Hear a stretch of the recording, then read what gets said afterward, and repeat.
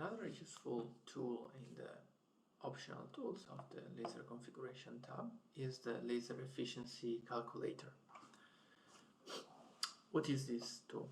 Well, when we write with laser, we need to take into account that different materials have different optical properties. So the different layers that we deposit on top of our substrate will determine a different efficiency at which we can write with the laser. So this is a material dependent analysis that we do.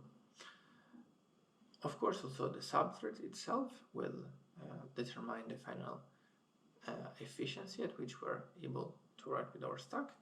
And we can see that we can select different substrate, for example. We have a database, so most commonly we will end up using silicon. In this case, we have 10% PPA, so we can simulate our stack. 10% PPA spin coated at around 4K gives a layer thickness of 180 nanometers approximately. So we can add the layer to the stack, and then we can see that we already have relative writing efficiency.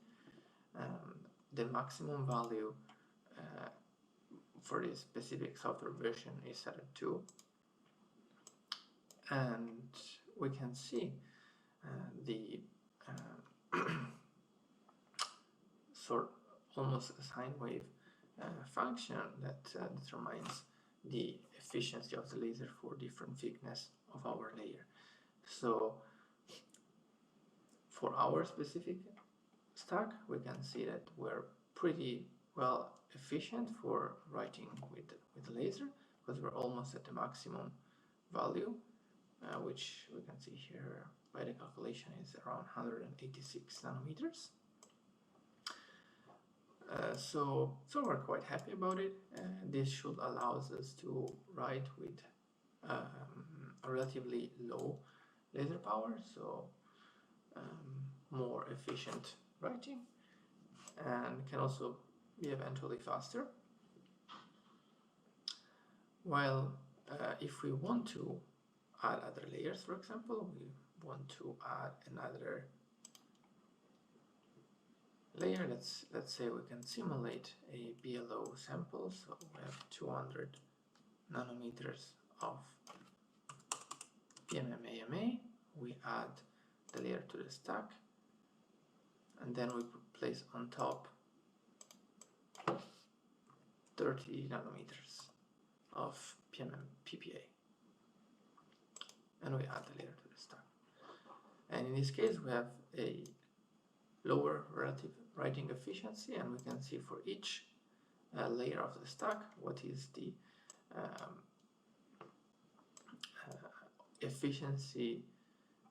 So in this case, for the PPA layer, we can see that we're not really in the best condition, but also not the worst, so quite average efficiency. If we move towards a thicker PPA, we can achieve a better writing efficiency. Well, we can also observe the same for the PMMA. So for the PMMA, as again, we're quite in an average value. So this is something that we should consider, especially when, of course, using the laser writer to